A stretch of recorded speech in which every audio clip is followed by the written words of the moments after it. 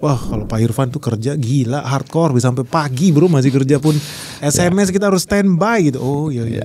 Tiba-tiba ada teman telepon gitu, salah satu di Dirut BUMN, terus dia bilang, Van ini kenapa delay? Gue mesti ada di satu lokasi itu jam sekian. Oh baik-baik saya cek gitu kan. Terus saya tanya sama direksi, kebetulan kan ada yang banyak yang dari Garuda kan. Saya tanya, delay itu gimana sih ya? Cara nanganin dan kenapa penyebabnya gitu kan?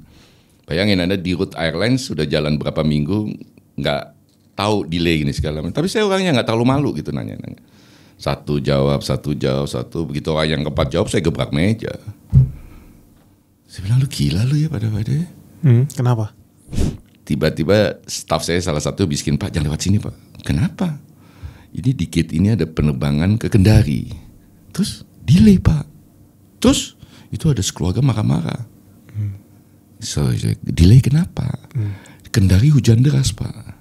Jadi nggak mungkin kita mendarat. Oke Pak. Oke apa Pak? Oke kita datengin keluarga itu. Pak yang benar Pak. Kalau Pak Irfan sejujurnya, mau nggak invest di penerbangan dalam kondisi hari ini? Efisiensi anggaran. Invest apa? Beli saham. Jadi saat itu pun posisi ekuitas udah negatif. Udah negatif. Sampai sekarang kalau nggak salah masih negatif. Sampai sekarang masih negatif. Tapi jauh berkurang ya. Jauh mendingan, jauh lebih mending. Jauh mendingan gitu kan. Tapi kita kan berharap bisa jadi positif ya. Tadinya berharap dari organic growth, tapi kayaknya nggak mungkin ya dari organic growth. Anda hari Minggu sore, Minggu malam tuh semangat deg-degan nggak? Besok Senin. Besok ini mau kerja nih, asik nih. Ya kan? Shit man, Senin.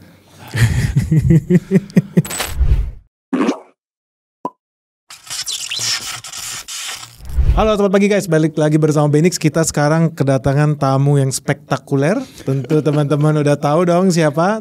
Tidak lain dan tidak bukan Pak Irfan Setiaputra, mantan CEO Garuda Indonesia, maskapai kebanggaan kita semua. Thank you nih Pak Irfan udah mau datang. Sama-sama. Kita udah berkali-kali nih ketemu Pak Irfan pas RUPS. Akhirnya dapat juga, susah banget loh nyari jadwal beliau. Sebenarnya nggak juga. Susah Pak, 2 tahun kita kejar-kejar nih. Memang pada waktu masih di Garuda agak mesti hati-hati lah. Harus hati-hati, sepakat. Kalau udah di luar bebas kok. Udah freedom nih sekarang udah free. So Pak Irfan nih, kita kan banyak investor, kan memang mayoritas investor. Ya. Tapi ada juga memang yang bukan investor dan mereka belum tahu Pak Irfan itu siapa. Okay. So kita sedikit perkenalan buat teman-teman yang belum tahu. Pak Irfan ini, beliau adalah dulu CEO-nya Garuda Indonesia dan termasuk yang paling hebat menurut saya pribadi ya, karena perubahannya sangat-sangat drastis di eranya Pak Irfan. Ini bukan muji-muji karena ada orang ini, tapi gue kan orang pariwisata. Kita dulu kelola hotel 4.000 lebih Pak seluruh Indonesia. Dan sering juga naik Garuda Indonesia itu kita lihat memang perubahannya drastis. Apalagi Pak Irfan ini melewati banyak badai ya. Covid ya di era Pak Irfan toh. Covid ya. Covid terus PKPU yang pilot tuh mau bangkrut itu era Pak Irfan juga. Wah ini kayaknya badai yang paling ekstrim ya kayaknya. Iya, jadi PKPU itu by definisi itu adalah restrukturisasi terbesar dalam sejarah korporasi di Indonesia. Not only Garuda, not only airlines ya, tapi di Indonesia. Korporasi di Indonesia, karena nilai dari hutangnya menakjubkan gitu. Berapa triliun Pak waktu itu? Angkanya berubah, tapi saya selalu pakai 140 triliun lah. Jadi Sritex nggak ada apa-apanya lah. Sritex nggak ada apa-apanya. Kalau dari sisi nilai utang ya. Gila. Ini gue sih yakin prosesnya, gue rasa nggak mudah tuh. Pasti pusing ya. Apalagi ada politisnya kali, mungkin banyak kepentingan kali. Oh ya macam-macam. Tapi saya kalau disuruh cerita sih sekarang gembira gitu. Tapi kalau disuruh ngulang nggak mau lagi. Nggak mau ya. Tapi ilmunya banyak tuh Pak. Oh banyak. Banyak stresnya apa happy-nya Pak? Saya orang yang apa aja saya bikin happy gitu kan ya. Jadi kalau stres sendirian aja. Kita nanganin itu hampir 2 tahun lebih gitu kan. Buset. PKPU sendiri 6-7 bulan negosiasi sama para kreditur yang kita potong 80% itu kan pasti nggak gampang. Nggak ada yang sakit hati kreditor ya Pak? Nggak tahu ya. Pastinya sih banyak yang sakit hati. Tapi ya kita coba ajak berteman lah. Dan kita ajak melihat bahwa Anda mending dapat 20% daripada nggak dapat apa-apa. Better than nothing. Ya. Contohnya kayak yang Sritex. Itu contoh nothingnya tuh. Ya. Diskonnya kemarin itu 98% tuh Pak. Okay. Ngeri ya. Jadi cuma dapat 2% balik. Itu pun masih banyak yang nggak mau. Akibatnya bisa jadi 0% per hari ini. Better 2% nggak Pak dibanding 0%? Ya, jadi waktu itu kita sebenarnya dari awal tuh pada waktu PKPU kita kan proposal kita itu haircut 80%. Tapi untuk BUMN dan bank kan nggak bisa dipotong hutangnya karena itu akan menciptakan kerugian negara kan. ya. Jadi yang kita lakukan kita perpanjang hutangnya menjadi 22 tahun, bunganya 0,1% setahun gitu kan. Ya basically kalau dihitung-hitung sama aja lah. Sebenarnya masuk kantong kiri keluar kantong kanan juga 80% juga gitu kan ya. Memang pada waktu itu kita meng-hire salah satu konsultan untuk melakukan penilaian liquidation value ya. Jadi begitu udah di ujung beberapa yang ngotot ya kita sampaikan ini loh liquidation value kalau Anda nggak setuju. Anda hanya akan dapat 3%, itu pun klasifikasinya insya Allah.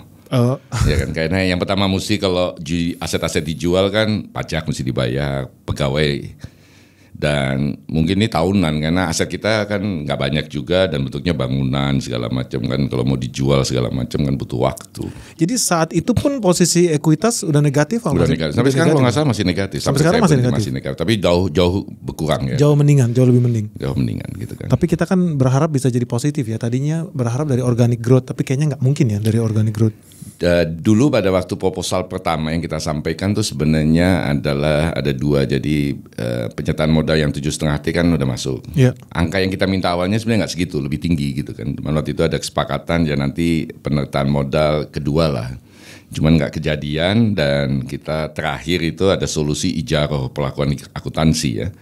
Tapi nampaknya juga tidak berhasil. Nah nggak tahu nih solusi kepemimpinan yang sekarang seperti apa gitu. Kalau memang pemegang saham masukkan dana lagi sih otomatis bisa positif. Oh iya pasti, tapi semuanya langsung terdilusi massal. Ya itu konsekuensinya. Kan ada salah satu di dalam yang dapat posisi komisaris ya toh.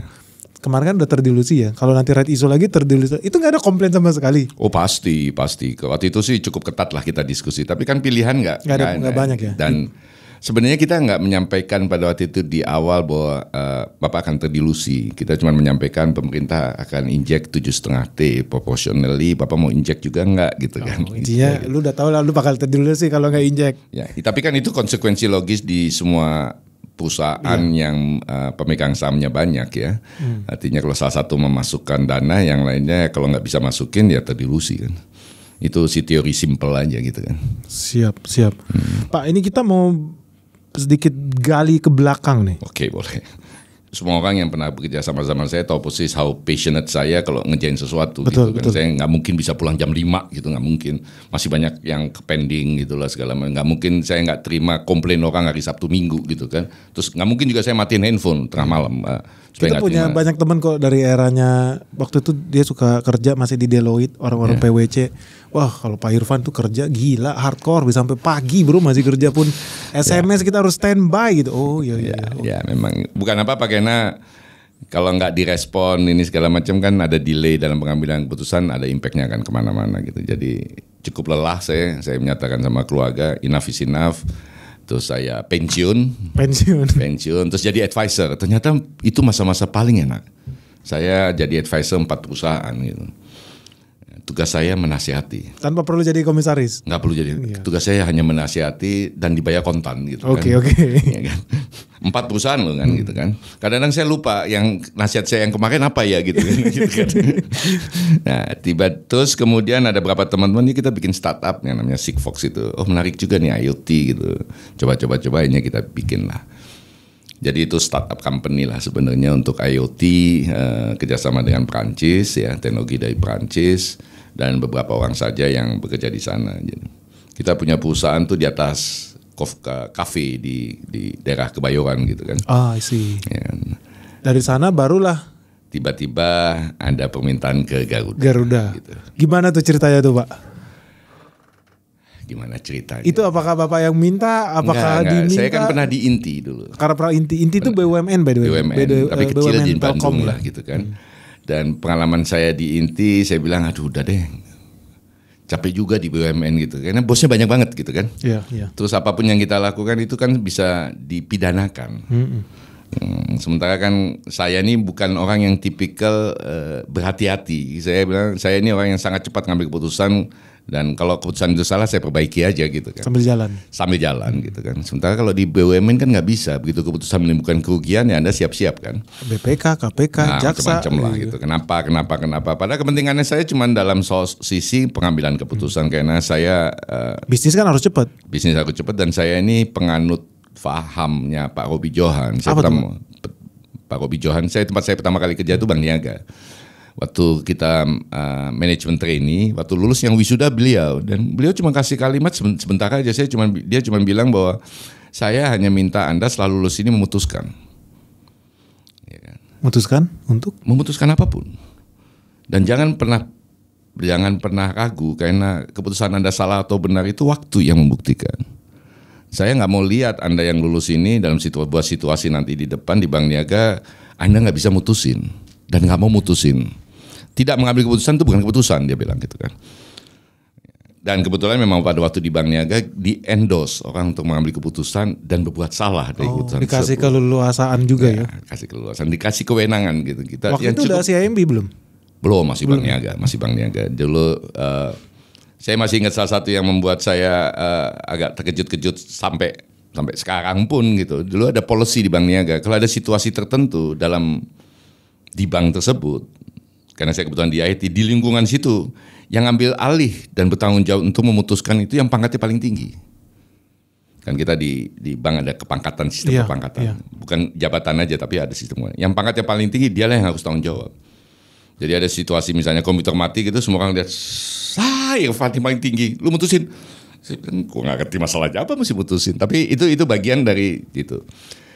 Jadi balik lagi ke pertanyaannya, saya enggak, tapi beberapa teman-teman bujuk-bujuk saya untuk balik lagi ke BUMN, butuh ya jualannya kita butuh orang kayak Lufan, gini, lu kan gini. Saya masih coba-coba nolak gitu kan. Ditawarkanlah satu BUMN yang lain sebenarnya, bukan Garuda yang ditawarin. Kalau Garuda hari itu langsung saya putusin enggak. Kalau tahu ya. Kalau tahu Garuda gitu kan, karena semua orang tahu lah, semua kita profesional itu tahu persis lah, running airlines itu berat, ribet, berat, detail, minta ampun. Belum kan ada banyak sekali yang lucu-lucu lah waktu itu di Garuda. Sampingannya lah, pusingnya tuh. Pusingnya dan cerita di Garuda kan lucu-lucunya banyak lah waktu itu, pusing lah gitu kan. Nah, ditawarin sesuatu yang lain. Setelah pikir-pikir berapa kali, ya udah saya nggak dipanggil sama Pak Menteri waktu itu. Ya saya pikir nggak jadi, ya udah bagus gitu. Dan tiba-tiba satu hari dipanggil, ketemu lah. Ya setelah diskusi, saya masih coba agak sedikit-sedikit menolak, Pak, saya ini cuma S1 gitu. Saya ini udah tua gitu kan. Waktu itu tapi saya udah 56. ITB guys. Ya, kalau banyak yang lainnya S2, S3 lah gitu. Okay. Saya S1. IP saya juga nggak bagus, Pak, saya bilang gitu kan. Walaupun istri saya dan anak-anak ini, tapi sayang. Terus segala macam lah saya menyampaikan keburukan saya lah supaya beliau waktu itu bisa berubah pikiran gitu kan. Tapi ternyata tidak berubah pikiran karena beliau udah cek sana sini gitu kan. Ya terus saya bilang, ya Pak, kalau Bapak minta bantuan, masa saya kan rakyat jelata, Pak. Bapak menteri rakyat jelata, masa saya bilang enggak gitu kan. Ya saya tentu saja bersedia, apalagi Bapak asal tahu aja, saya datang ke sini nih, sekampung tahu semua, keluarga saya tahu semua. Saya ini mau dipanggil menteri itu semua tahu gitu kan. Sebuah kebanggaan di keluarga saya bilang gitu kan. Dia bilang bercanda aja, Pak Irfan, enggak benar gitu kan. Oh ya, kalau Pak Irfan sudah bantu saya, ya terima kasih. Baik Pak, di Garuda ya. Oh itu ya. Baru keluar.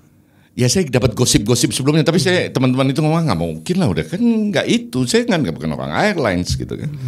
Garuda, saya sempat tengah-tengah, saya bilang, Pak yang itu kegampangan. Aduh.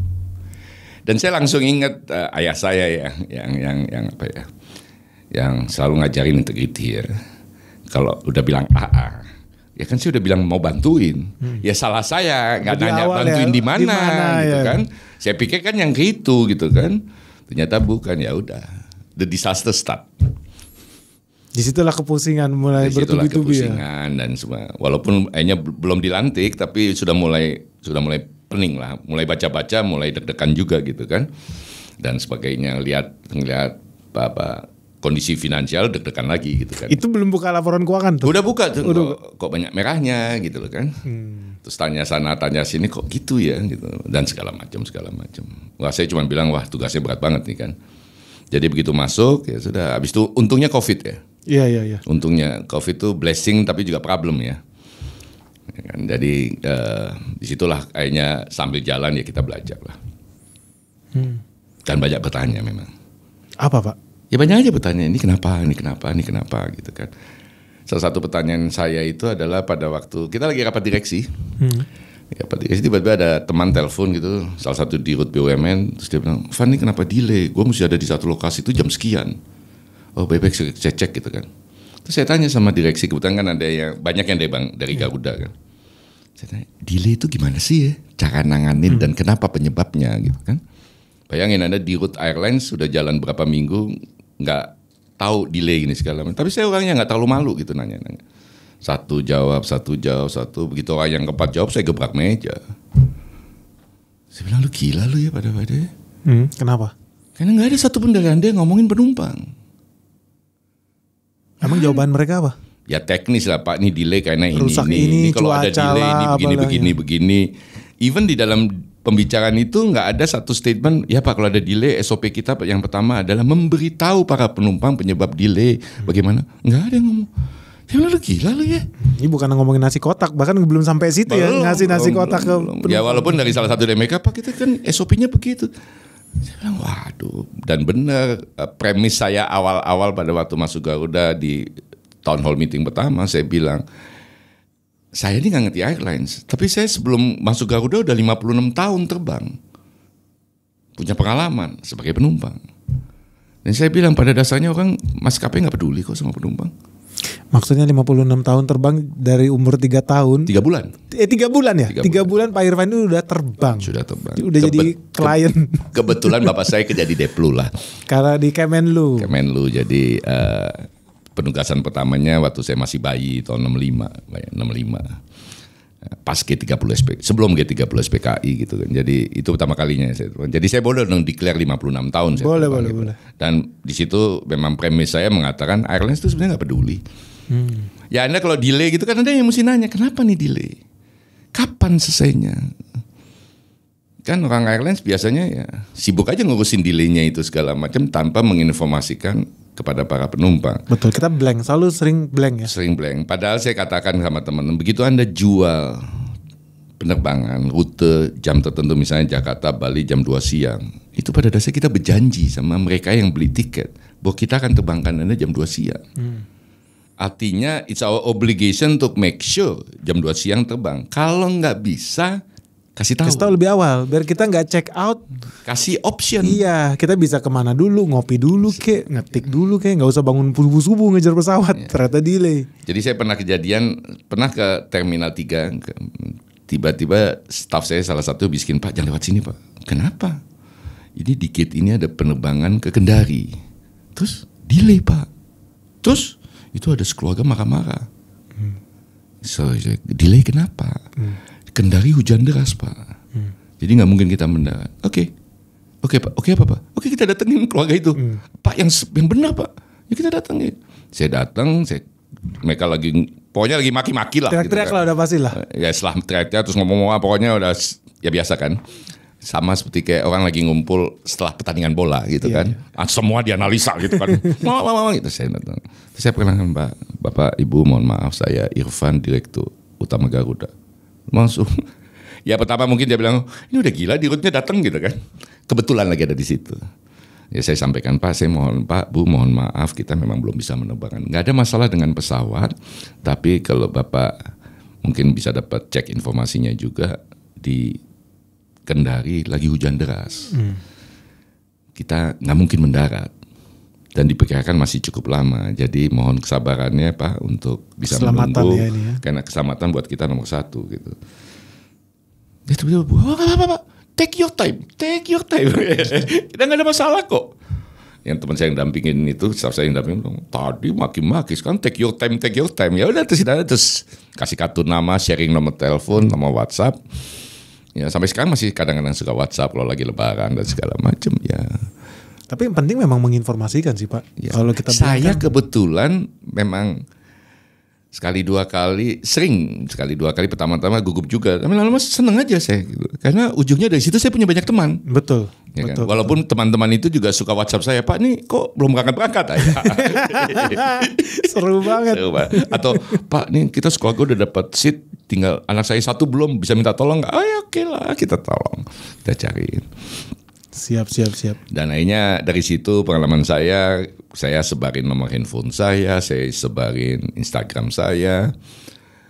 Dengan maksud apa? Supaya makin banyak penumpang tuh merasa pegang sesuatu lah. Kan gini, kalau Anda terbang ini kan yang selalu jadi masalah, apalagi penerbangan jauh. Kalau ada apa-apa, siapa yang saya mesti kejar ya? Iya. Dan standar operating procedure semua penerbangan kan hubungi customer service. Betul. Yang belum tentu bisa diangkat. Yang belum tentu diangkat kalau ada di airport, baik Pak, gitu kita udah marah dia dengan tenang, baik Pak. Ya memang mereka diajarin untuk cool kan. Ya. Tapi kalau Anda pegang nomor telepon saya terbang sama Garuda, kalau ada apa-apa saya telepon Pak Irfan lah gitu kan. Iya. Ya. Dan pengalaman saya ternyata nggak banyak kok yang kontak saya. Mungkin pada waktu mengalami delay atau mengalami masalah, mau nelfon saya, nggak enak gitu kan. Mungkin beliau sibuk segala macam gitu ya. Yang jadi masalah sampai hari ini aja saya masih terima tuh komplain dan ini segala macam. Padahal udah nggak di Garuda. Nggak di Garuda gitu. Tapi masih firefighting nih namanya nih. Ya bukan apa-apa lah ya, itu kan saya 4-5 tahun di situ ya. Kalau orang komplain ya pasti saya forward ke teman-temannya ada komplain gitu. Kalau ada orang minta bantuan, kemarin ada yang bagasinya hilang gitu kan. Baik, saya kontak. Saya cuma bilang sama teman-teman yang kontak itu, saya udah nggak punya anak buah lagi di Garuda. Tapi kayaknya masih banyak teman deh. Jadi saya minta tolong, Bu, ini ada orang WhatsApp gua, bisa ditolong nggak? Gitu. Ya mayoritas jawab, baik Pak, kita cariin gitu loh. Seru nih. Jadi Pak Irfan ini salah satu yang gimana ya, direktur BUMN yang cukup unik lah, nyentrik lah. Kita lihat dari zamannya ya, orang-orang di BUMN, kita udah ketemu banyak Pak, orang direktur BUMN banyak banget. Ya salah satu yang nyentrik ini Pak Irfan lah. Kalau nyentrik gimana? Nyentrik lah kalau RUPS, orang nanya apa dia jawab apa gitu. Terus bubar RUPS, kita selalu ngobrol di depan pintu. Kalau orang lain langsung sembunyi tuh lewat pintu belakang. RDP juga gitu. Oh gitu. Ya kalau RDP misalnya, atau RDP itu banyak teman-teman tim communication kami itu bilang, Pak, itu banyak wartawan jalan lewat sini. Saya bilang, guys nggak begitu. Ya kan? Pak, kenapa? Ini wartawan yang ngikutin RDP itu, misalnya RDP jam 2 siang, kan mereka udah jam 11 ada situ kan. RDP itu kan bisa berjam-jam kan. Iya, betul. Dan mereka yang hadir di RDP itu kan punya kewajiban melaporkan ke kantor redaksi kan hasilnya ini. Ya saya cari makan jadi dirut, mereka cari makan memberikan laporan, ya kita temenin aja. Jadi saya selalu kalau habis RDP gagap perkasa ngadepin wartawan, ada pertanyaan apa? Saya bilang gitu kan. Itu gue saksinya, gue lihat memang. Walaupun saya nggak janji jawab. Kan nggak wajib juga sebetulnya. Nggak wajib juga jawab, tapi ya penting buat saya untuk kemudian menghargai profesi orang lain gitu. Itu bentuk ini, dan alhamdulillah akhirnya cuma banyak teman wartawan kan. Iya. Ya kan, jadi ya saya berapa kali marah sama beberapa wartawan kan, gue nggak pernah nutupin apapun. Kok Anda menyampaikan sebuah berita nggak klarifikasi sama saya? Ada waktu itu ada berita agak negatif gitu kan. Ya mereka minta maaf dan habis itu nggak ada masalah. Tapi tetap aja nggak semua direksi mau. Doorstop orang bilangnya. Tapi kan kalau orang kan bawa wartawan ya biasanya. Kalau ini investor yang nanya langsung sama direktur utama Garuda, bisa di depan situ di RUPS. Ya apalagi mungkin investor. Pak Irfan udah lupa kali. Enggak apa-apa. Tapi sering ketemu kan di pintu-pintu di orang ngobrol. Ya apalagi investor, kan dia taruh duit. Itu kan saya nggak tahu duitnya halal apa enggak, tapi saya asumsi halal aja kan. Ya saya asumsi udah dia taruh duit, mungkin waktu dulu beli di harga berapa 600 gitu kan. Jauh-jauh datang jadi tinggal 100 dari gocap, jauh-jauh datang ke Cengkaring ngikutin kan. Masa kita cuekin? Kan enggak mungkin kan. Kita ada dulu ya Dam ya, ketemu di RUPS, ada orang beli Garuda udah berapa tahun Dam? 15 apa 20? 20 tahun pegang saham Garuda. Gila ini orang. Gila, udah sampai tadinya belum punya anak, sekarang punya cucu, masih pegang saham Garuda. Dan gak ada tanda-tanda balik. Gak ada tanda-tanda balik. Tapi kata-katanya selalu bilang, itulah deh namanya jadi investor, harus sabar gitu. Hebat. Memang investor tuh selalu tahan banting Pak Irfan. Ya, selalu tahan banting. Tapi gue respect, karena barulah di RUPS Garuda ya. Kita ketemu ada perusahaan BUMN yang punya duit triliunan, bikin RUPS itu di ruangan meeting di bandara, lu bayangin. Orang lain mah bikin di bintang 5 biasanya kan, bintang 5 lah, bintang 4 di hotel-hotel mewah. Enggak, jadi ketika Pak Irfan ini gue seneng banget. Gue tuh udah jangan sampai ya nih bikin RUPS gaya-gayaan kayak. Tapi sekali kita pernah bikin kok. Tahun berapa? Setelah PKPU lah. Setelah PKPU. Jor-joran ya. Enggak juga jor-joran, kita pakai apa yang di PP itu hotel. Ritz-Carlton. Ritz-Carlton. Iya, Tapi cuma ruangan 2 ruangan 3 ruangan lah gitu kan. Saya bilang sekali-sekali lah di hotel lah gitu kan. Iya. Kan. Tapi gue tetap amazed. Jadi jujur ya, gue tuh kalau datang Eropa selalu ngitungin Pak. Ini budgetnya berapa ya kira-kira bikin meeting? Oh ada makan berapa packs ya? Oh 200 packs. Saya lupa 2022 kalau nggak salah deh. Itu gue ngitungin kita meeting di ruangannya Garuda Indonesia yang lantai 1 itu Pak. Ya di auditorium. Di auditorium. Terus makanan yang dikasih itu cuma 6 jenis. Di situ gue seneng banget. Ya ampun akhirnya ada juga ya direksi kita yang masuk akal gitu ya. Posisi perusahaan lagi ekuitas minus. Meeting di ruang kantor. Gue betul-betul appreciate loh Pak Irfan. Thank you. Ya, itu kasih pendidikan loh itu. Ya, dan baju yang kita pakai kan suka seragam kan. Seragam. Ya, warna itu putih. ada yang pernah putih, hijau, penang gitu kan. Itu ada di Ridu gitu kan. Kenapa? Ya pernah. Jadi tim itu nanya. Jadi bapak-bapak Pak Irfan untuk grup berikutnya apa mau bikin seragam baru? Alah yang 2 tahun lalu lah. Kan lupa juga gitu kan. Jadi, betul, kita ridu iya, sama gitu ya. kan. Ya jangan terlalu sering ganti lah. Iya. Lagi pula kalau udah kayak berhenti kayak saya gini berhenti gitu, batiknya saya mau pakai entar ketahuan ya, batik pembagian ya gitu kan. Sementara baju yang biasa yang ada logo Garudanya kan nggak mungkin juga saya pakai orang supaya salah arti kan. Tapi tetap itu sejarah kalau Pak Irfan nggak tahu itu bersejarah ya. Ada BUMN, TBK bikin meeting di kantornya DW buat menghemat biaya. Aduh gue seneng banget. Jujur gue really appreciate it Pak. Gue seneng banget. Makasih. Gue sebenarnya teman-teman ada mau mainin video nih. Teman-teman suka bilang ya orang jadi direksi lah apa direktur di BUMN itu selalu happy, enak, enjoy fasilitas banyak, gaji tinggi. Sebetulnya seperti itu Pak. Se-happy itu kah? Dari sisi apa ya?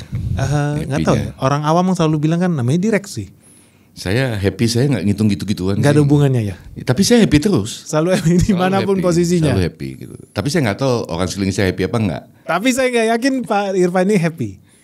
Karena Pak Irfan terbukti itu sudah sering mengajukan pengunduran diri. Ya. Menjadi direktur BUMN, mengundur. Semua orang pengen jadi direktur Pak di BUMN. Gini, jadi bukan mengajukan pengunduran diri. Apa Pak? Pengen mundur. Ya memang saya pernah di satu event saya ngomong 138 kali pengen mundur gitu kan. Ya banyak orang nanya tim saya Pak, memang benar 138. Enggak sih, mungkin lebih dari itu. Tapi sering sekali hari Jumat sama hari Senin paling sering hampir setiap minggu gitu kan. Hari Jumat tuh kenapa? Karena aduh capek banget minggu ini, masa minggu depan gini lagi gitu kan. Senin kalau lagi rapat direksi, kok nggak ada solusi gitu, apa gue mundur gitu ya. Tapi ya batal sendiri gitu kan. Kita maininkan videonya nih, pengingat nih.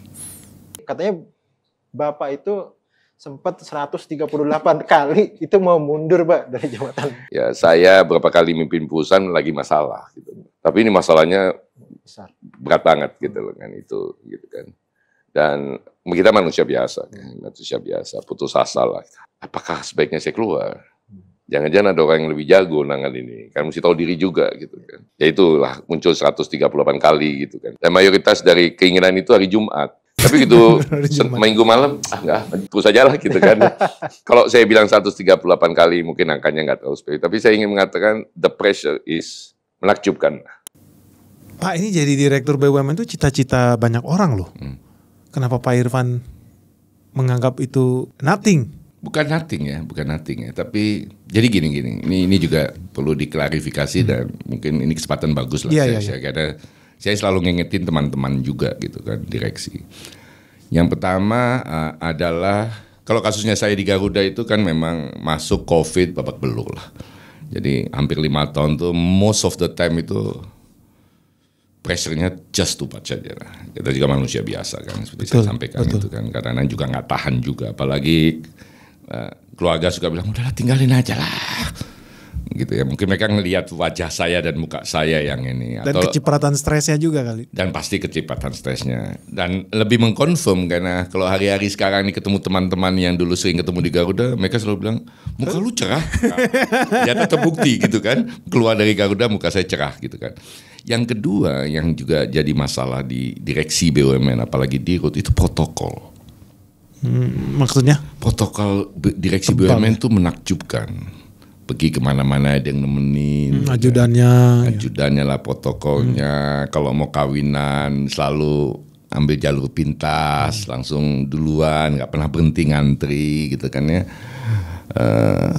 Dan segala macam, kalau naik pesawat jalan gitu masuk ke airport tiba-tiba boarding passnya udah dapat gitu kan, terus ada yang bawain tas gitu kan. Itu kan menakjubkan dan banyak orang di Indonesia atau kalau Anda di airport, Anda kalau perhatikan di airport, Anda kan suka misalnya jalan sendiri terus ada orang yang ada orang jalan didampingi sama orang yang bawain koper ini. Kadang-kadang ini siapa sih? Hebat sekali nih orang gitu kan.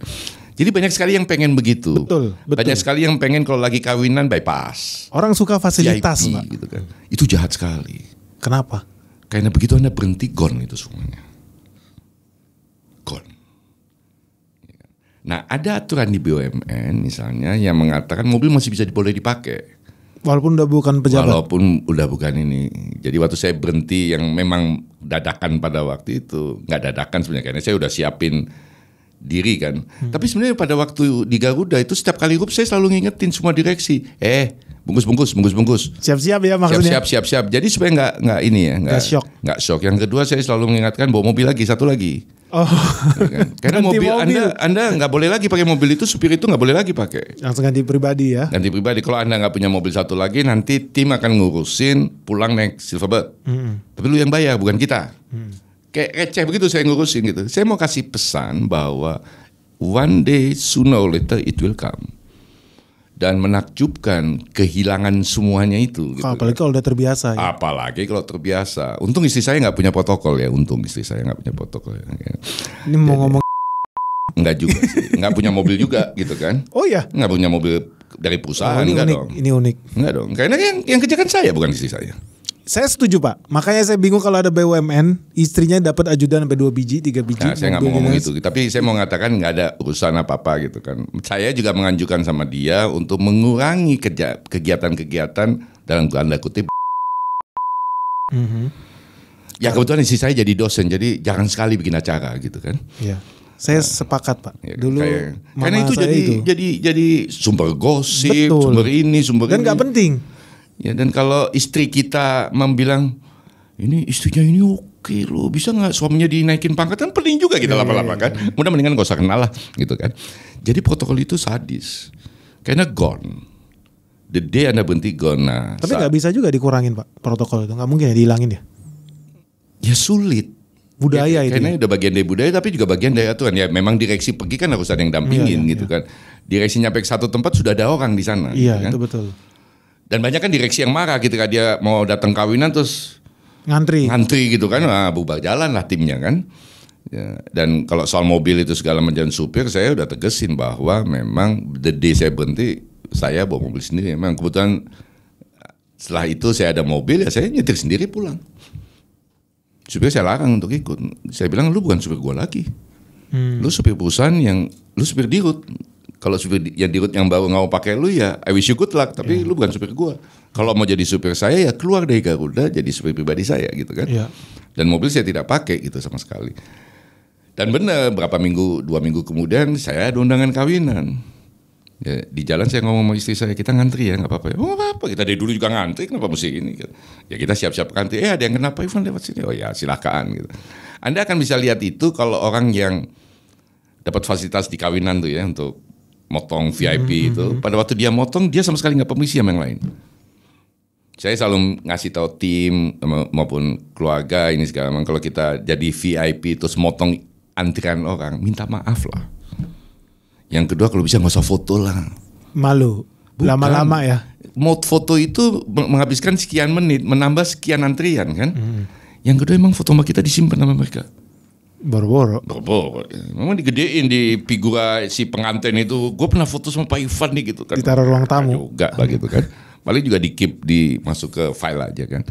Jadi gitulah. Jadi itu yang membuat mungkin banyak direksi pengen lama jadi direksi gitu kan. Melakukan apapun untuk menjaga posisinya. Ini satu contoh juga. Waktu PKPU gitu, saya kumpulin para direksi. Saya bilang Anda punya opsi untuk go with me dengan PKPU dan kita akan struggling gila-gilaan. Sedemikian rupa bisa jadi kita gagal dan perusahaan ini tutup kalau PKPU kita kalah. Atau Anda mutusin berhenti. Nggak pakai stres. Atau Anda ngotot sama saya untuk kita jangan PKPU. Terus? Gimana tuh? Ya negosiasi satu-satu. Oke. Saya cuma bilang sebelum lu jawab, gue jawab dulu ya. Lu jadi direksi ini bukan untuk jaga kursi lu. Lu jadi direksi untuk memperbaiki perusahaan. Ya kan? Bukan begitu jadi direksi melakukan segala macam upaya supaya bertahan. Jaga Bukan itu. kursi. Bukan jaga kursi gitu kan. Dan pilihan buat kita saat ini adalah go PKPU. Are you with me or not? Saya cuma gitu aja. Ya semua jawab ya. Oke, kita jalan. Karena kan walau untung PKPU kita selamat ya. Coba kalau nggak selamat. Menurut Anda ada nggak yang mau mempekerjakan Irfan lagi dan direksi? Kan nggak ada. Nggak ada ya. Nggak ada. Dan kita akan dalam sejarah menjadi direksi yang membuat Garuda tutup kan. Gitu. Pertama kali dan terakhir mungkin. Dan mungkin terakhir gitu kan. Ya. Tapi ada sedikit pertanyaan Pak. Kalau kita lihat sekarang ekuitas negatif itu masih ada hubungannya juga dengan beban anak-anaknya Garuda. Pertanyaannya kenapa mereka nggak ikut PKPU? Kayak Citylink, GMF misalkan. Jadi gini, setelah Garuda itu memang kita pada waktu itu ada diskusi apakah anak perusahaan sekalian di PKPU. Biar bersih sekalian. Waktu itu kita putuskan daripada lebih kompleks ceritanya hanya Garuda aja yang di PKPU. Tapi setelah itu ada cucu perusahaan kita PKPU, ACS. Iya. ACS. Dan memang untuk perusahaan-perusahaan yang ekuitas negatif atau hutangnya membesar, ya saya selalu sampaikan kepada mereka, bisa nggak lu lakukan sesuatu? Alhamdulillah GMF bisa, Citylink bisa gitu kan ya. Ya udah di-maintain itu. Punya hutang kan biasa. Yang penting adalah Anda punya capability bayar hutang kan. Ya kan. Nah, kalau Anda nggak punya capability bayar hutang, nggak mampu bisa bayar hutang, barulah kita ke PKPU kan. Kan konsepnya sederhana aja. Berarti belum ada kebutuhan mendesak lah. Ya, terutama untuk perusahaan-perusahaan yang Anda sebut, sepanjang di masa saya kita tidak ada pikiran untuk mem-PKPU-in GMF maupun Citylink karena mereka bisa negosiasi dengan para krediturnya mereka. I see. Kalau pada waktu itu mereka tidak bisa negosiasi, sebelum PKPU ada opsi lain. Ya kita ganti orangnya. Yang bisa negosiasi. Ganti direksi nih maksudnya nih. Gitu kan. Saya even waktu di Garuda 656 atau jadi di Rut Garuda, hampir waktu saya bertanya, saya habiskan waktu. Tanya sama siapa? Siapa aja yang bisa saya tanya. Para pendahulu saya, baik itu Pak Emir Satar, Pak Arif, Pak Pahala, maupun Pak Ari Askara, mereka semua bersahabat sama saya, termasuk sama tim, termasuk sama para penumpang gitu kan. Ya karena dari masukan-masukan, dari belajar itulah kita kemudian bisa tahu, oh ternyata ini loh, oh ternyata ini, oh yang kemarin salah begini. Anda nggak bisa punya asumsi sendiri kan, Anda punya asumsi dasar lu, Anda apa? Your assumptions gitu kan. Belajar, dan sampai sebelum saya mundur pun saya masih banyak belajar gitu kan. Salah satu yang kita tangani, saya terlibat aktif nangani bersama konsultan waktu itu adalah mencari jawab pertanyaan, kenapa sih bagasi telat terus datangnya? Kenapa Pak? Jadi beberapa hal ya. Yang pertama mungkin dari pesawatnya sendiri lah, pengaturan pesawat. Di Garuda juga ada beberapa kali kejadian, mudah-mudahan hari ini udah enggak, di mana ketinggalan ya? Kalau ketinggalan itu jarang sekali kejadian, kecuali tagnya hilang. Kalau misalnya Anda dari mana ke mana tagnya hilang. Dan memang beberapa airport di dunia ini babak belur nih nanganin transit baggage ya. Kalau Garuda, kalau Cengkareng kan relatif nggak banyak lah ya. Dibandingkan Singapura. Tapi sebetulnya itu bukan masalah yang di airline sih. Kalau setahu saya malah itu di pengelola bandara di atau ya. Pengelola bagasi lah bandara gitu. Yang pertama mungkin di airlines-nya. Kenapa saya katakan di airlines-nya itu adalah bagaimana menata koper-koper.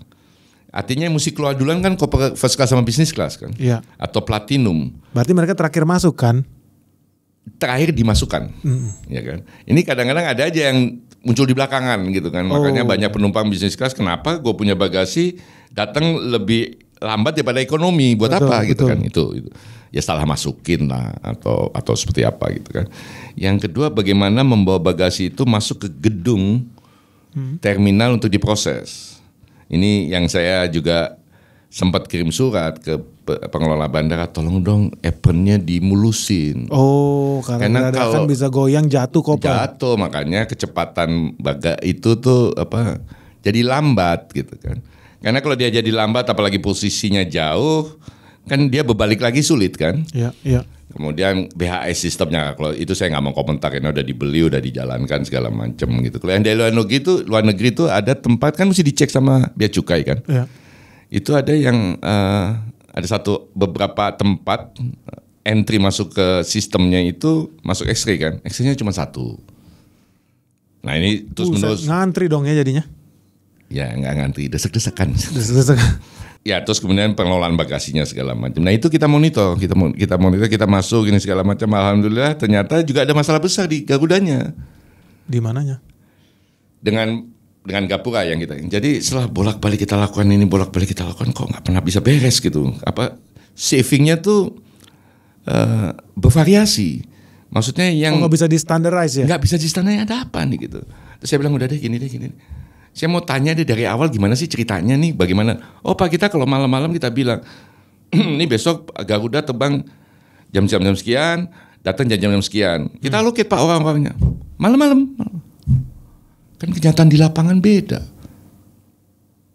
Betul, jadi dari malam itu sebenarnya udah ketahuan peta besok tuh kayak apa. Jadi kalau pesawat itu terbang dari sini, kalau ada yang datang masuk ke gate ini, sebenarnya semuanya udah rapi.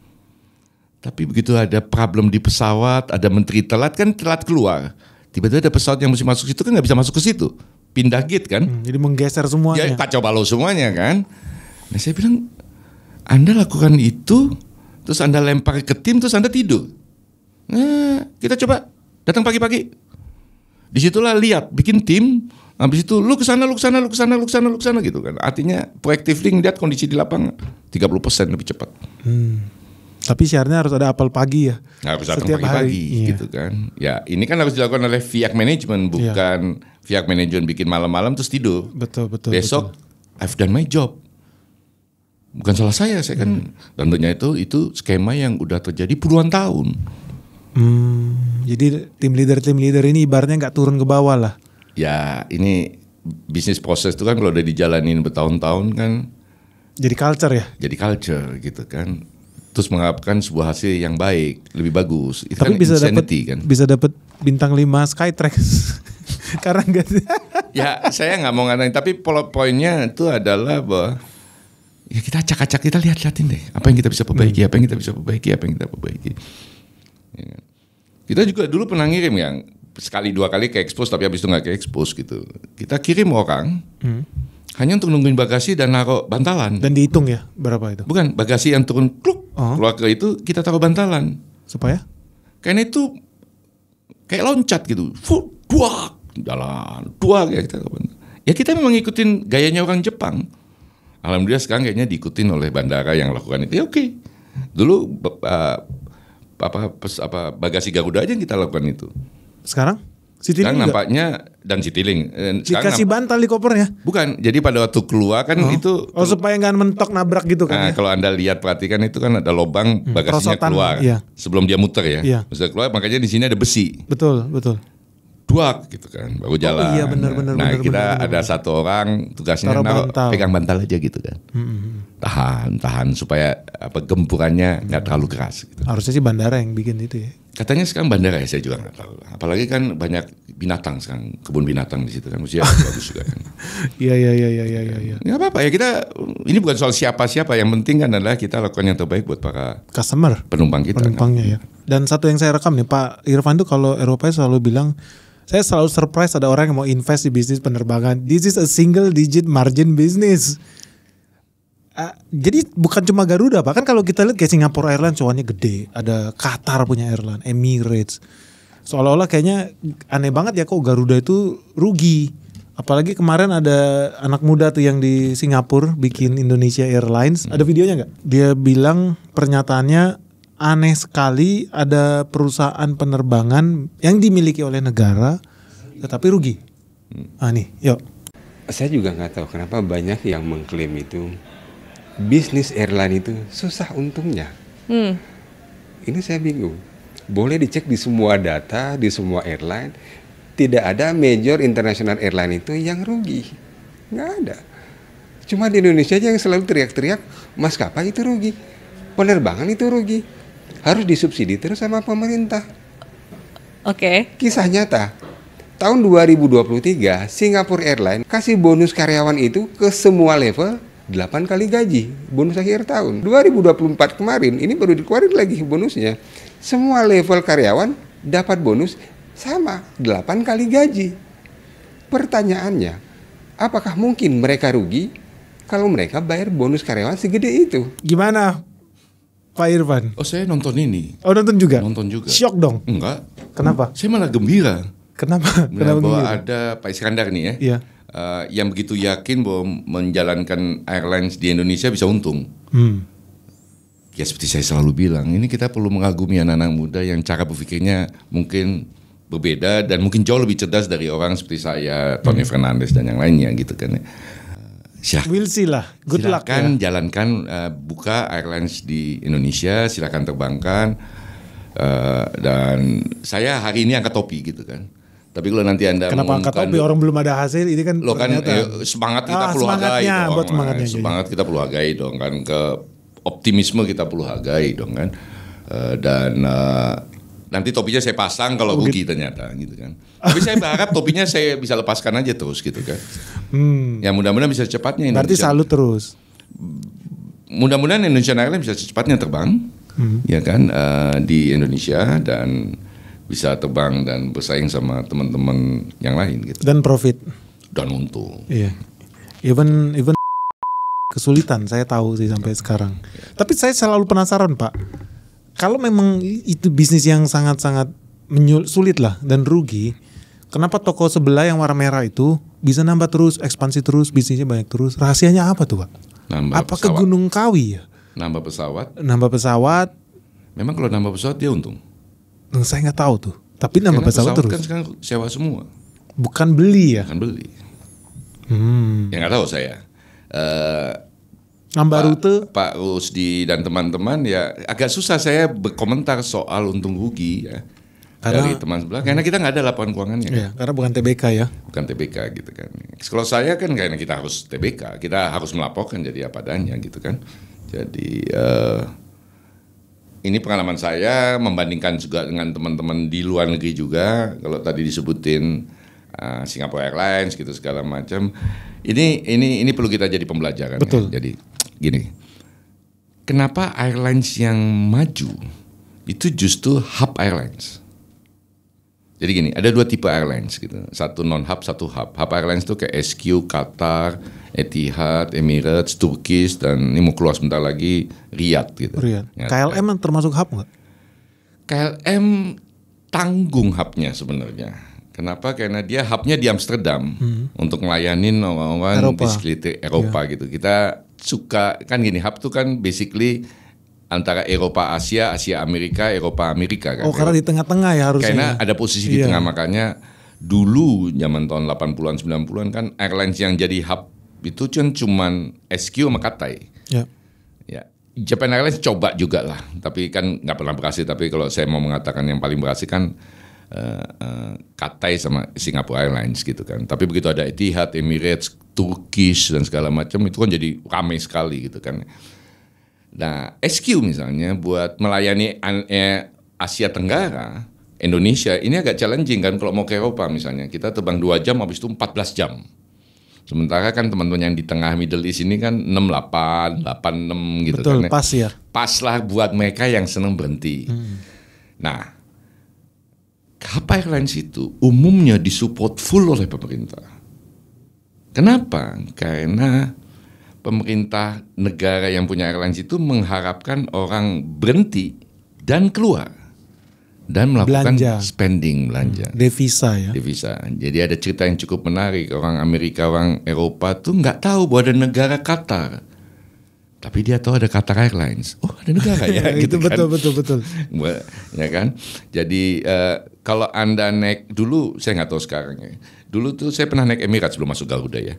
Naik Emirates, kalau kita naik Emirates, kita bisa dapat penginapan gratis 1 hari. Kalau bisnis kelas 2 hari gitu, di hotel yang sudah diidentify sama mereka gitu kan. Terus naik Etihad, kalau mau ke Amerika itu bisa checking imigrasi Amerika di Abu Dhabi gitu kan.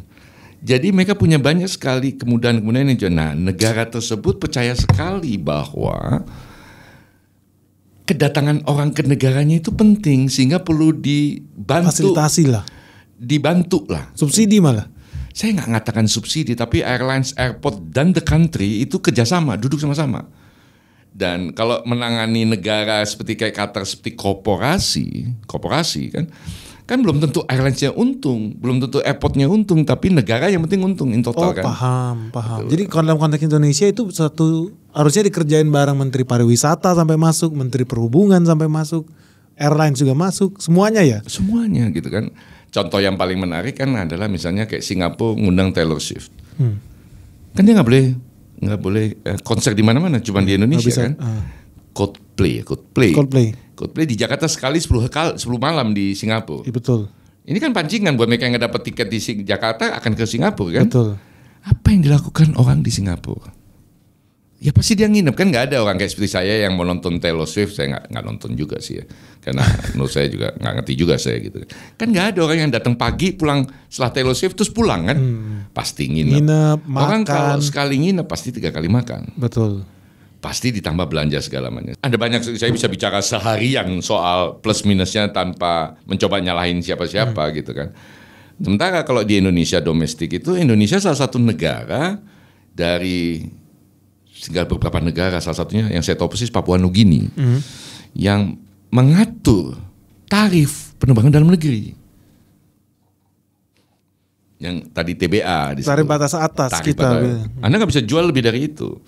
Saya airlines itu kenapa juga berat, dan saya selalu mengatakan sangat regulated itu. Kalau saya membandingkan, saya pernah kerja di bank, pernah kerja di beberapa industri, airlines itu agak sedikit di bawah perbankan soal regulasinya. Buset. Kita nggak tahu ini ya. Karena soal safety kan. Nyawa ya yang kita. Ini nyawa orang kan. Anda mesti daftar ini, mesti ini, pilot ini mesti renew, wah macam-macam lah gitu kan. Dan untuk bisa mengeksekusi regulasi itu kan mahal biayanya. Mungkin tidak semahal bangun bank ya, tapi mahal kan. Jadi saya setuju bahwa safety itu mesti diregulate. Nggak ada cerita ada penerbangan dalam negeri isi afternya pas-pasan. Ya. Biar mesti hemat beban. Mesti ada after untuk ke alternate dong. Ya. Itu yang pertama perlu gitu. Saya juga sangat setuju bahwa hak konsumen itu perlu kita regulasi. Kena delay harus dibayar berapa, harus diselesaikan lebih dari sekian jam, harus diinepin. Saya sangat setuju. Tapi juga jangan harga di regulasi juga dong. Ini kan semua cost dua ini kan. Betul. Revenue juga dikontrol gitu kan. Jadi saya terbang Jakarta Singapura sama Jakarta Bali dengan jam terbang plus minus hampir sama. Saya bisa jual ke Singapura 3 kali lipat harganya daripada ke Bali. Atau kalau harga SQ diatur, itu bisa gila-gilaan untung. Saya diskusi panjang lebar sama CEO-nya. Coba Anda cek harga SQ, gila-gilaan harganya. Gila-gilaan. Orang Singapura udah marah. Tapi ya mereka juga nggak punya opsi kan. Dan teman-teman Singapura ya kalau mereka bisa beli, kenapa mesti kita turunin harganya? Karena ada daya beli. Tapi untuk rute-rute tertentu yang kompetisinya tinggi dan ramai gitu segala macam, dia bisa, kalau bisa dia turunin, dia bisa lebih murah daripada Garuda, Jakarta, Tokyo. Itu kadang-kadang lebih murah SQ, Jakarta, Singapura, Tokyo. Nah disitulah airlines berkreasi dan cari tahu lebih dalam kapan dia nurunin harga, kapan dia naikin harga. Kalau kita di domestik waktu zaman saya, nggak tahu sekarang ya. Ya ngapain kita mikirin, ya jual mahal aja. Jual max aja TBA. Ya, kecuali yang seperti saya tadi bilang, hari Minggu ke Bali. Oh iya, ini bagus nih strateginya guys. Kan banyak orang kalau Jakarta liburan ke Bali dari kota besar ya, kan berangkat hari Jumat atau Sabtu ya Pak. Cuman ternyata Pak Irfan punya strategi beda. Ya dari situ dapat cuan, tapi dikasih lagi ya khusus hari Minggu ya Pak. Ya, jadi puluhan tahun nggak ada orang ke Bali hari Minggu. Ya, tapi kan pesawat harus terbang ke sana karena banyak orang dari Bali mau pulang kan. Betul. Masa kosong sih ke sana? Masa kosong pesawatnya atau isi 20-30%, ya udah kita terakhir sebelum saya meninggalkan itu kita sepakat kita tawarkan 30% diskon. Kalau ke Bali hari Minggu. Hari Minggu. Jadi kalau ditanya ke Bali mahal, enggak mahal. Hari Minggu murah. Dari Bali ke Jakarta hari Kamis. Karena itu hari yang cukup kosong. Itu low seasonnya lah ibarat di minggu itu. Jadi berangkat hari Minggu pulang hari Kamis. Ini tips luar biasa nih. Bayarnya diskon sepertiga. Tapi tolong cek masih berlaku nggak? Masih berlaku ya. Yang kedua, kalau kita lakukan itu kan Bali bukan cuma sibuk di Jumat Sabtu Minggu kan, tapi juga Senin sampai Kamis. Ya kita juga bantu perekonomian Bali kan. Betul. Makanya saya sempat bertanya loh Pak, sebetulnya kan industri penerbangan itu strategik ya. Saya yakin banget, bukannya yakin, bahkan udah sempat ada bocor interview, memang Singapore Airlines itu disubsidi sama pemerintah. Tapi pemerintah nggak mengakui dan memang nggak boleh. Karena kan curang namanya. Ini ngomong perdagangan internasional. Nah buat di level Indonesia. Saya mungkin agak komentar sedikit, mungkin bukan subsidi, tapi ada kerjasama yang diomongin sama-sama. Gitu. Bantuan lah ibaratnya. Ya mungkin nggak langsung bantuan gitu, tapi ada mekanisme yang sebenarnya cukup kreatif bisa dilakukan lah. Pak, kita ada pertanyaan nih dari Instagram. Oh ini dulu.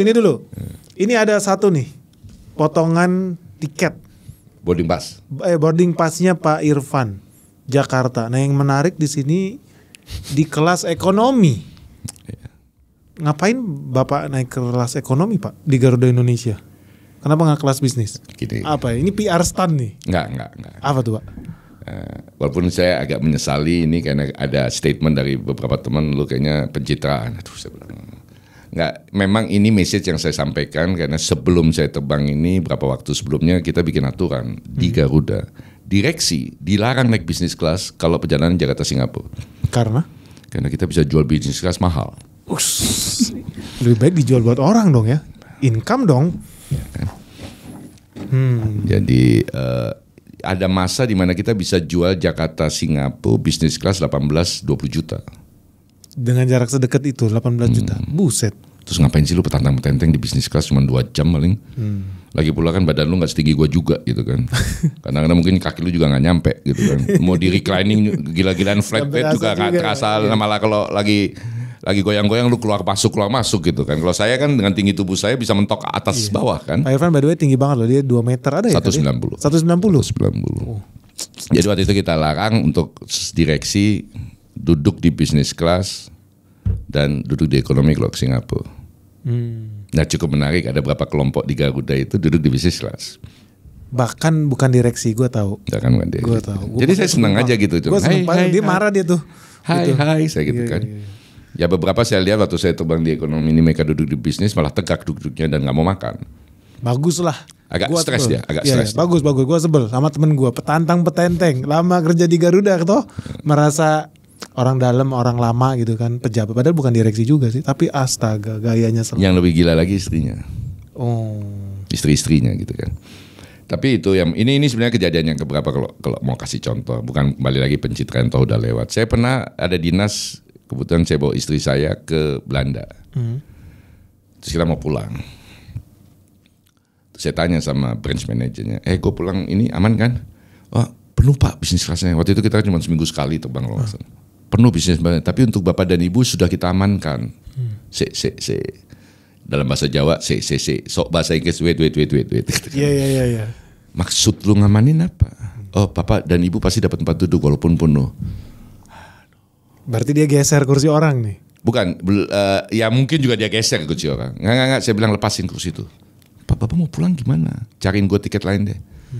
Lepas aja, itu dalam berapa jam laku kejual berapa, 60 atau 80 juta tempat duduk itu. Karena orang senang bisnis kelas perjalanan jauh kan. Ya. Terus saya kemudian terbang pakai airlines lain. Kebetulan itu Turkish. Oke. Murah karena kita ada kerjasama antara airlines kan. Yang agak kaget saya transitnya 20 jam di Istanbul.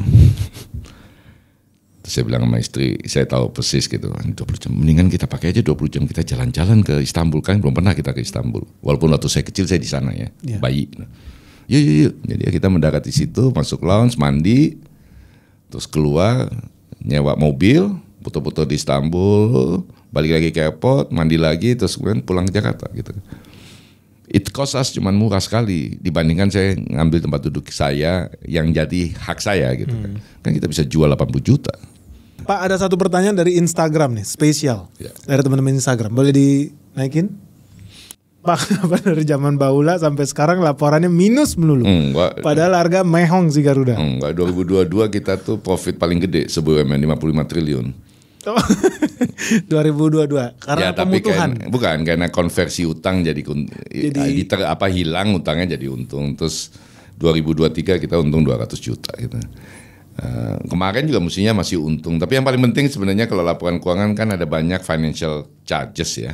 Ini juga terkait dengan leasing dan segala macam. Tapi saya sangat sarankan teman-teman untuk juga ngelihat operating profitability atau EBITDA lah ya juga. Rasanya sih kita udah positif. Terakhir saya tinggalkan Garuda kalau nggak salah EBITDA kita udah $600 juta. Iya seharusnya udah EBITDA positif nih. Udah EBITDA positif. Akhir 2024 ya yang terakhir.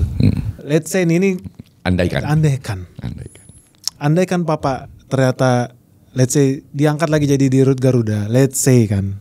Atau ternyata masih ada waktu untuk balik ke masa lalu. Let's say, Pak. Is there anything that you will do differently? Di Garuda. Jadi gini, ini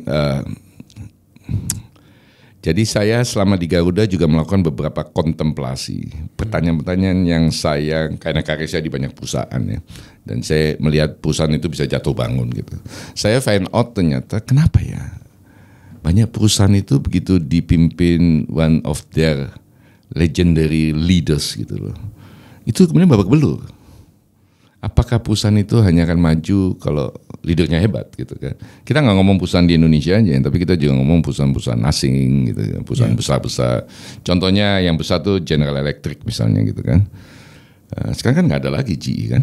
Iya, hilang juga ya. Gitu. Padahal dulu, wow saya pengen sekali diundang masuk ke GE School gitu kan, nggak sempat.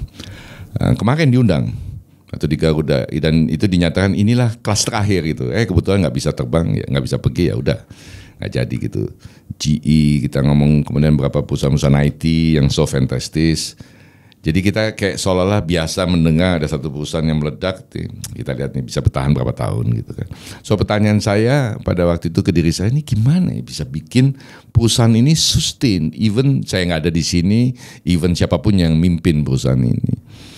Keliling lah saya diskusi ketemu banyak orang. Ketemu satu orang, which is an HR consultant gitu kan dari Amerika. Kita video call gitu kan, dan dia nanya sama saya, Pak Irfan, kalau Anda warga negara Indonesia biasa, Anda kehilangan apa kalau Garuda besok tutup? Bell, let me think. Oke, Pak Irfan, terima kasih. Saya lagi mau mikirin. Nggak Pak Irfan, kalau Anda nggak bisa spontaneously jawab itu, then the company has no brand and no value in front of you. Kan ini menjawab. Betul. Pertanyaan sustainability company 35 tahun ke depan gitu. Bicara dia panjang lebar soal purpose. Kita kan hidup ini, saya datang ke tempat Anda ini, Anda manggil saya bicara ini kan, you have a purpose, I have a purpose gitu. Yeah. Kadang-kadang kita ungkapkan, kadang-kadang kita tidak ungkapkan gitu kan. Tapi pertanyaan yang paling penting buat juga misalnya teman-teman yang nonton maupun teman-teman yang hadir di sini, Anda hari Minggu sore, Minggu malam tuh semangat deg-degan nggak? Yang besok Senin. Besok ini mau kerja nih, asik nih, ya kan? Shit man, Senin. Kenapa cepet amat sih hari Minggu gitu kan? Anda di level mana? Nah kalau company itu bisa mendefinisikan right purpose tentang keberadaan dia, Garuda bisa mendefinisikan purpose-nya di mata rakyat Indonesia, dan Anda sebagai individu yang kerja di Garuda punya purpose, why are you working di Garuda, then the company will sustain. Itu teori yang dia pakai dan dia kasih contoh berapa ini segala macam. Saya kemudian engage. Mahal. Saya bilang sama teman, it's a big bet gitu kan. Ini orang yang kerja di sini mesti punya purpose. Company juga punya purpose. Akhirnya berapa bulan, 3 bulan mereka bikin interview, mereka bikin FGD, ngomong sama sebanyak mungkin karyawan. Dan kemudian akhirnya bicara sama kita berulang kali, akhirnya kita datang dengan purpose statement. Nah, purpose statement itu mesti diturunkan dalam action untuk bagaimana mensosialisasi purpose. Jadi waktu itu akhirnya kita keluar dengan purpose statement yaitu honor every journey. Honor every journey. Jadi menghargai setiap proses perjalanan ini, menghormati apa? Menghargai. Ya. Tapi a journey itu bukan perjalanan semata. Bahasanya itu kan dari satu tempat ke tempat lain. Jadi honor every journey itu turunannya juga honor every mistakes. Honor every aspirations. Dan segala macam. Jadi pada waktu statement of purpose itu di set, Kita kasih punya berapa contoh, kita bikin contoh. Orang komplain, ini yang dilakukan Garuda hari ini nih. Tahapan-tahapannya.